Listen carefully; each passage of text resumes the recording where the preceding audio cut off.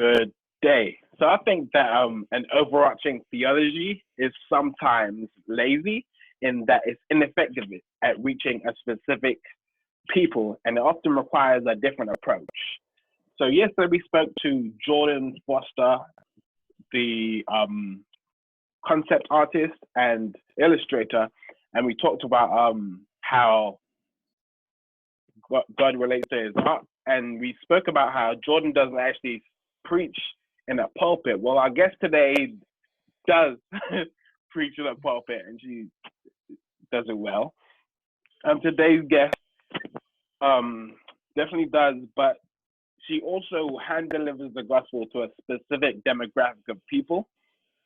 And I believe that's exactly what Jesus did when he came to earth. He connected with a specific demographic of people, and he illustrated the kingdom of heaven to them in terms that was directly connected with their experience. He lived their life and he struggled with them. So Jesus, he didn't have a broad overarching theology. He specifically catered to a demographic, and that's what I think that we're each called to do, to hand deliver the gospel to someone's experience, specifically that maybe connects with ours, or don't be fake. Just deliver the experience to us. Deliver the gospel to an experience that you connect with. So today we're going to be talking with Pastor. Are you so much a pastor? You're not pastor. What? You're a pastor that watches.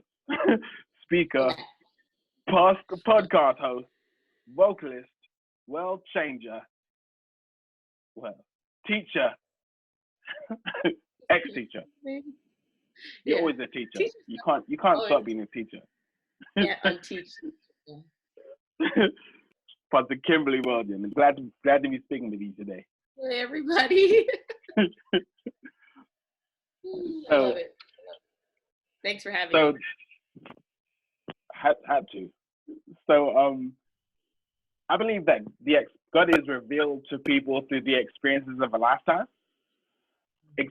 their lifetime, and those experiences should be shared and used to connect with people. And when I think of that, I think of what you do with your ministry. Tell me about how it came about. Tell me this all about it, please.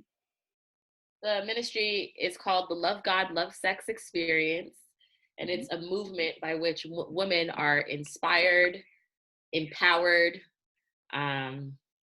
changed, really, when it comes to embracing the sexuality that God has given them and allowing the presence of God or allowing their sexuality to be welcome in the presence of God. For many of the women that are part of this ministry, they have experienced some level of repression or oppression or depression concerning sex from a variety of places, especially from church-related things. And so this ministry specifically helps women with that type of experience to now experience God in a new way, to now experience a God that says, your sexuality isn't dirty, it's not shameful, it's not something bad, but it's something that can be united with your spirituality, and it's something that could be expressed and managed and repurposed if you're single, or rechanneled into other areas. It's not something that needs to be repressed or ignored so that you become an asexual being, but your sexuality is part of your femininity. It's part of who God created you to be. And it's just been awesome to see how the ladies have been set free to embrace all of who they are to the glory of God, without shame, without restriction, and experience just another level of ministry, another level of womanhood, another level of their relationship with God, because now they're able to bring that part of themselves unashamedly into God's presence. And so it's been really awesome to see. Yeah, I think that's completely biblical. You're supposed to bring everything to God, not leave a part of you at home. Right. Leaving exactly that part. And a lot of that happens in many spaces where parts of themselves are not welcome in the church, or not welcome into worship spaces, they're not welcome into their personal time of devotion. They don't know how to blend, how to unite all parts of themselves so that God can speak to all parts of themselves.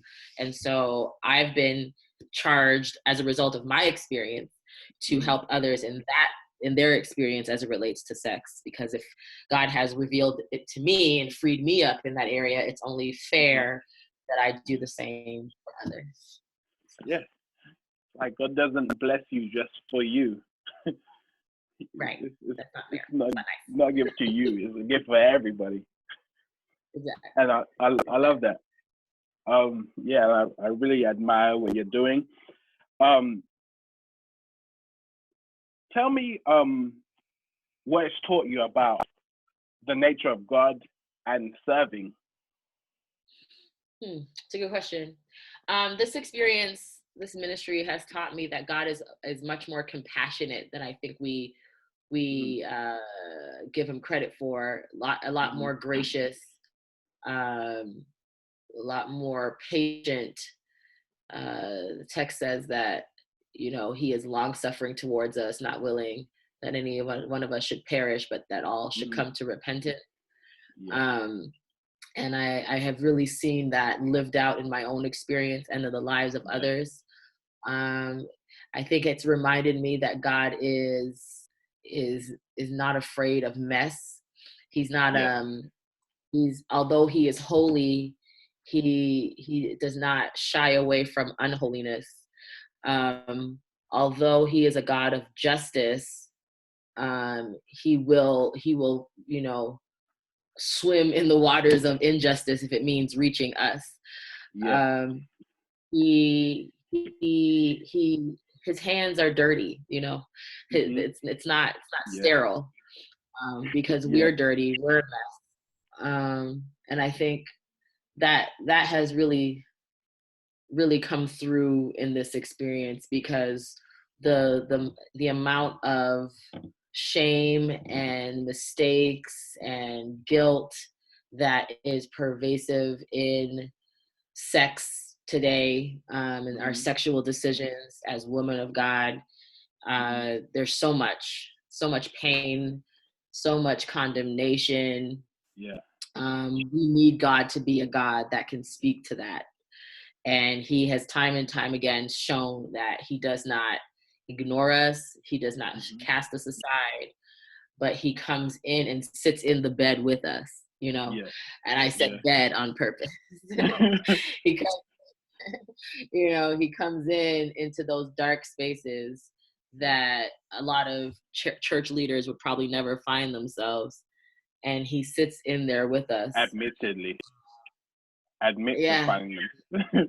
and finds us there, and brings us out in on his schedule, like on his time, not on the schedule of the church, or where people expect us to be or should be with him. So coming out of this, I've just really been in awe of how deep the Father's love for us and what that really means. And allowing God's love to really just bring wholeness and healing and restoration to my sexuality in a very compassionate, patient, convicting way, but not a condemning way at all. So I found that this area is kind of like a needed hole in church, because it's always the area that people are condemned for, but they're never educated for it in the first place. The first time people find out about sexuality is when someone's saying something extremely negative. You're not told what to be careful for. I think that's definitely needed. I agree. So needed. And often, So many. Tell me about the effectiveness of ministry from your own experience. It has to be some level of vulnerability that that you couldn't share with everyone. You don't want everyone to know, but the people that you're ministering to. you can let them into a certain level of vulnerability.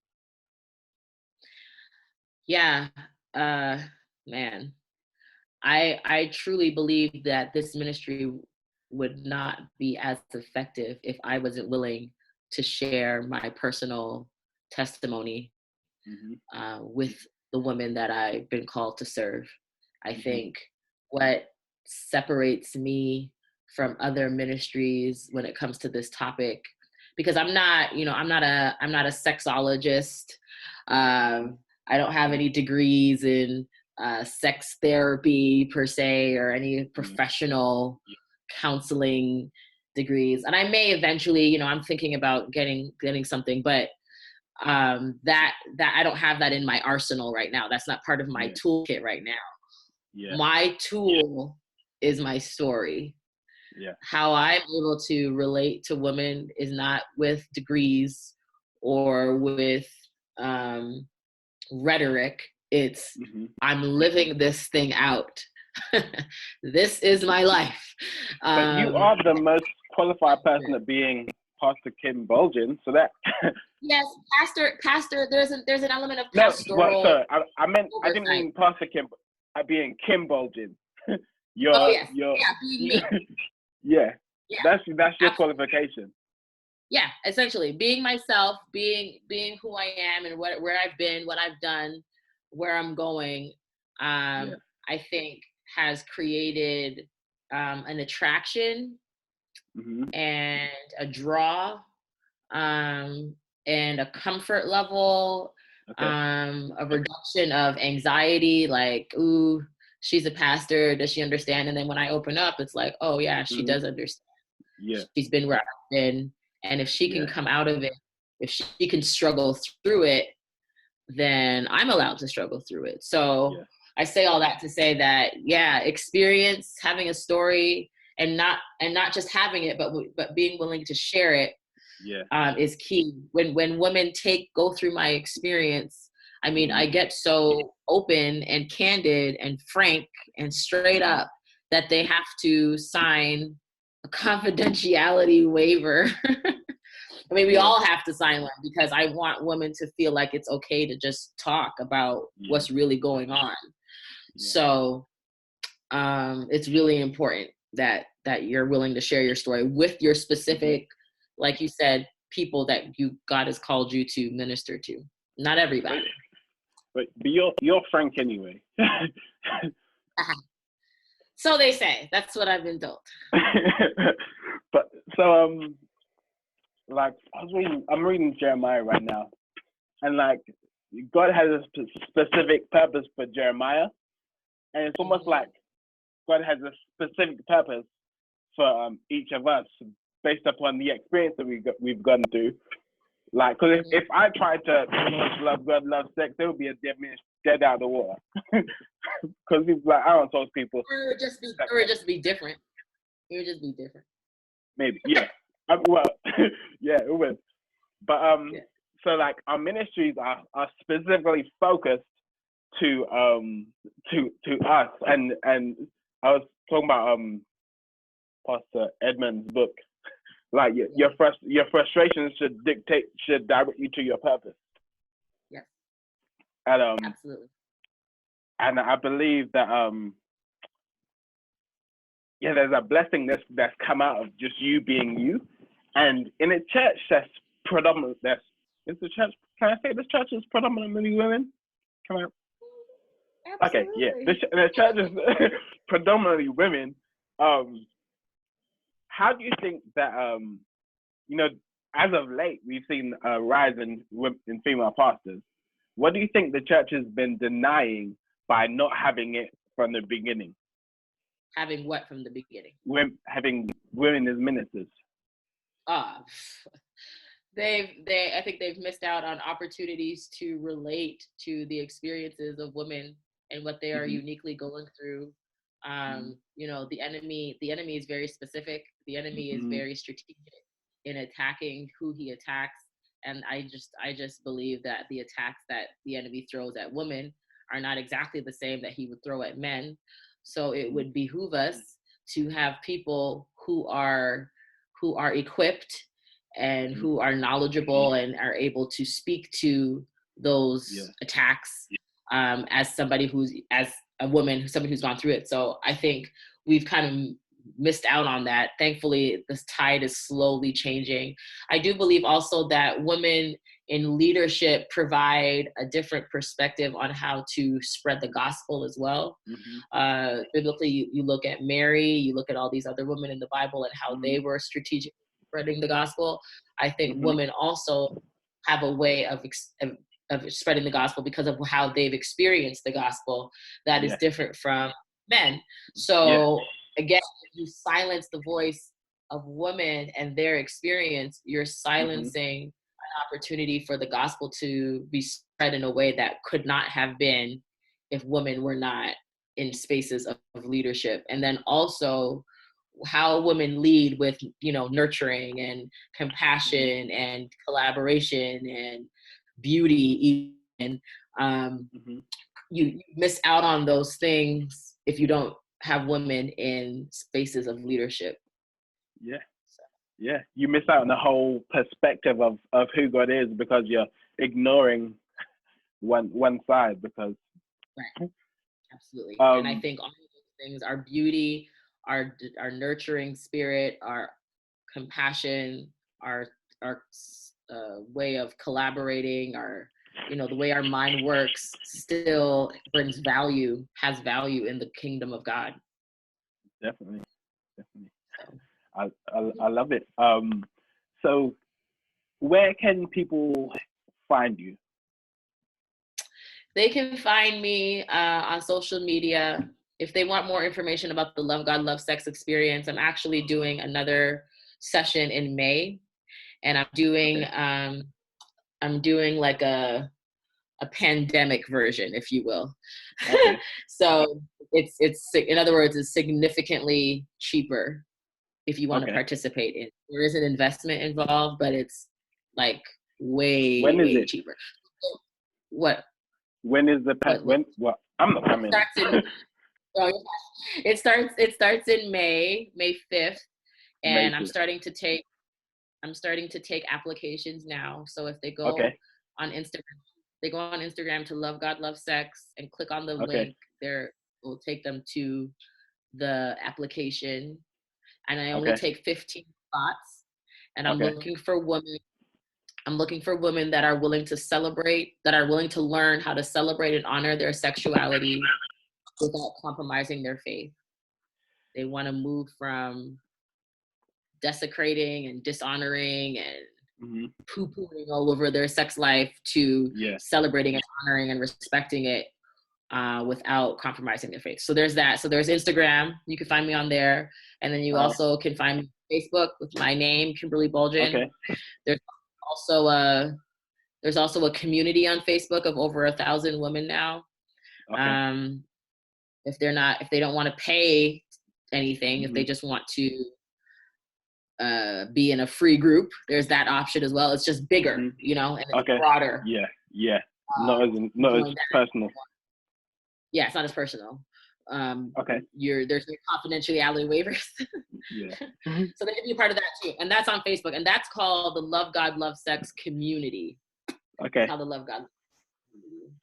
And then lastly, I believe that this virus business will be over soon. We are going to Cancun, Mexico. I'm doing my first Love God, Love Sex girls getaway. I didn't like that. I saw the thing, so I was like, nah, I don't like this. They're having too much fun. No, I was like, I want to go, but if I go, my marriage is up like that. Your marriage will go to another level, trust me. Because I'm doing a workshop and I'm bringing in a sex therapist to do a workshop as well. So she's gonna get us all together in Mexico. When is 3 days, November 6th through 9th. Yo, if when this thing is canceled, the flights are gonna be cheap. So you need to let people know them flights are gonna be cheap when they're quick with it. Hey, so I've got a question. So like when I see your post, right, I'm like, I can't really promote this too much because then I've seen like I think that how can I support? As a man? Yeah. Nope. You know what? Nobody has really asked me that before. That's a great question. As a man, how can you support? I don't think sharing the post would be weird. I think sharing the material. I think because all men have women within their circle of influence that probably need to see what I'm talking about. Yeah. So that's one way of supporting. And if you are aware of any women that have been through any level of sexual trauma or sexual abuse, you know, to send them to my site so they can, you know, gain more information. Okay. And I'm gonna think about that some more, because no man in the history of this has been like, how can I specifically support this ministry? So I'm gonna see. But those are the two things that come to mind offhand. Like, I think you could share it. I can see why there'd be hesitation, but if you have women that follow you, I think it. Or tagging women on posts that you see that that might prove beneficial. Sometimes I put it in a WhatsApp group or something. Yeah, absolutely. So it's not weird. I'm not sliding in people's DMs with the. Yes, use your discernment and wisdom. Yeah. And I mean, there's other women that do similar ministries, and men will comment and tag their friends and stuff. I've seen that, you know, and kind of co-sign what's being said. That's always helpful. So I know I'm not all. Because like a large part of women's issues are men sometimes. Yeah, absolutely. Yeah. And so I think, and this is the cool thing about being specific. When you're specific, it does not mean that other people won't be blessed or inspired. Yes. It means that when you're specific, those that need it will be drawn to it as well, even though it may not be your specific demographic. And my favorite part is that you can like cut the noise. Like, so when outside people are saying, why are you doing this? Why are you doing that? You're like, hold up, you're not in my demographic, so I don't care about your opinion. Yeah, it's not for you. Yeah. Basically. Yeah, well, thanks for talking. No problem. I think I've gone over my 15 minutes, but I always do. I appreciate you coming. I appreciate being here. Thank you so much for having me. I know this is long overdue, so I'm glad we kind of made it happen. We can continue it. Yeah. Yeah, thank you. No problem.